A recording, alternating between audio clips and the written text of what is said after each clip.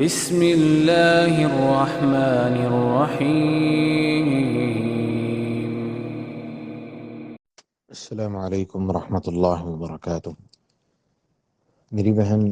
یہ بات اچھی طرح سے اپنے ذہن نشین کر لیجئے کہ غصے کی کثرت اور غصہ بہت کثرت سے آنا یہ خالصتاً ایک شیطانی عمل ہے اور شیطان کی طرف سے ہے۔ یہ انسان کی ان کمزوریوں میں سے ایک کمزوری ہے جس کا شیطان خوب فائدہ اٹھاتے ہوئے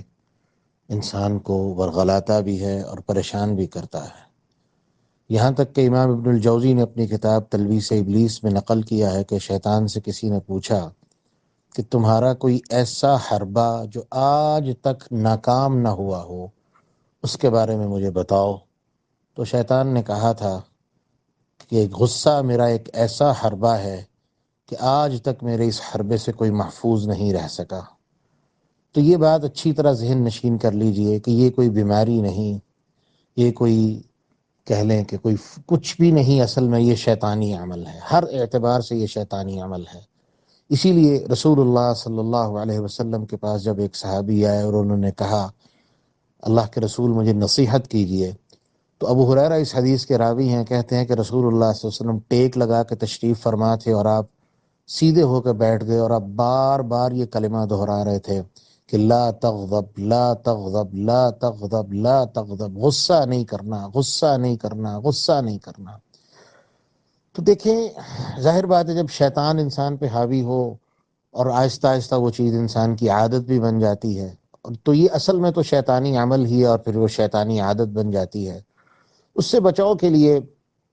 سب سے بڑا ہتھیار وہ اللہ کا ذکر ہے۔ صحیح البخاری کی روایت ہے، رسول اللہ صلی اللہ علیہ وسلم نے دو بندوں کو لڑتے ہوئے دیکھا، یہاں تک کہ وہ اتنا لڑ رہے تھے کہ ان کی رگیں آپس میں پھول آئی تھیں۔ تو رسول اللہ صلی اللہ علیہ وسلم نے فرمایا کہ میں ایک ایسا کلمہ جانتا ہوں، اگر یہ بندہ وہ کلمہ پڑھ لے تو اس کا غصہ چلا جائے گا۔ تو صحابہ نے کہا اللہ کے رسول وہ کون سا کلمہ ہے؟ تو آپ نے فرمایا اگر یہ کہہ دے اعوذ باللہ من الشیطان، یا دوسری روایت کے لفظ ہیں اعوذ باللہ من الشیطان الرجیم، اگر یہ کلمہ کہہ دے اس کا غصہ چلا جائے گا۔ تو دوسری روایت میں لفظ ہیں کہ صحابی کہتے ہیں کہ اس بندے نے یہ کلمہ کہا اعوذ باللہ من الشیطان الرجیم، یہاں تک کہ وہ ساکت ہو کے بالکل سکون کے ساتھ بیٹھ گئے۔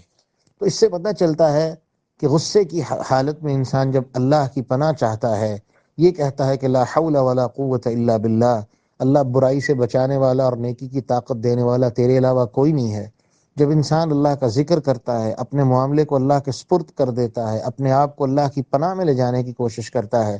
اللہ سے اس کی پناہ مانگتا ہے کہ اللہ مجھے اپنی پناہ میں لے لے، یہ شیطان مجھے گمراہ کر رہا ہے، مجھے تنگ کر رہا ہے، مجھے اپنی پناہ میں لے کے اس کے شر سے محفوظ فرما لے، تو اللہ رب العزت اس کو اپنی پناہ میں لے لیتے ہیں اور شیطان مردود کے شر سے اسے نجات دے دیتے ہیں۔ دوسری روایت مسند احمد میں آتی ہے، رسول اللہ صلی اللہ علیہ وسلم نے فرمایا جب کسی کو غصہ آئے تو وہ کوئی بات نہ کرے۔ تو ظاہر بات ہے یہ ایک فطرتی بات ہے، جب غصہ آئے، جیسے آپ نے خود کہا کہ غصے میں میرا جو جی چاہتا ہے میں بول جاتی ہوں، یہ کوئی کمال نہیں ہے۔ اصل کمال یہ ہے کہ صحیح البخاری کی روایت ہے، اللہ کے رسول نے فرمایا لیس الشدید بالسرعہ، طاقتور وہ نہیں جو اپنے مد مقابل کو پچھاڑ دے، مد مقابل کو ہرا دے، بلکہ طاقتور وہ ہے انما الشدید الذی یملک نفسہ عند الغضب، جو بندہ غصے کے عالم میں اپنے آپ پہ کنٹرول کر لے، یہ اصل طاقتور ہے۔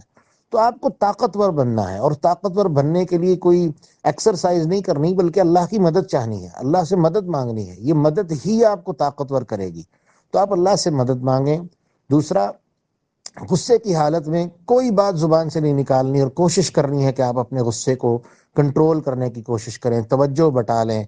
اپنی زبان کو جب تک غصہ ختم نہ ہو جائے اللہ کے ذکر سے تر رکھیں، اور خاص طور پہ اعوذ باللہ من الشیطان الرجیم اور دوسرا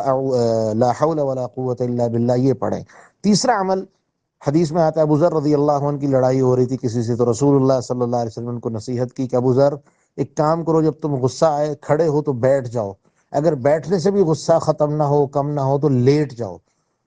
چوتھی روایت میں اللہ کے رسول کی لفظ حدیث ہے، آقا علیہ الصلوۃ والسلام نے فرمایا کہ غصہ جو ہے یہ شیطان کی طرف سے ہے، اور شیطان جو ہے وہ آگ سے بنا ہے، تو آپ کو چاہیے کہ اپنے غصے کو پانی سے ٹھنڈا کرو۔ کیا مطلب؟ کہ وضو کرو، وضو کی طرف توجہ کرو، اس سے کرنے سے بھی انسان کا غصہ جو ہے وہ شیطانی جو آگ انسان کے اندر جل رہی ہوتی ہے غصے کی وجہ سے، اس سے ٹھنڈی ہو جاتی ہے۔ تو یہ چند ایک اعمال ہیں، ان کے اوپر آپ کوشش کر کے عمل کریں، اللہ سے مدد مانگیں، اور یقین رکھیں کہ جب انسان اللہ سے مدد مانگ لیتا ہے تو اللہ اپنی رحمت سے اس کو اپنی پناہ میں لے لیتا ہے۔ تو آپ اس یقین سے اس پر عمل کریں، ان احادیث پر عمل کریں، انشاءاللہ آپ کا غصہ درست بھی ہو جائے گا، اور اللہ کے فضل و کرم سے اللہ رب العزت آپ کو اپنی پناہ میں لے لیں گے، اور آئندہ شیطان آپ کو کبھی بھی تنگ نہیں کر سکے گا۔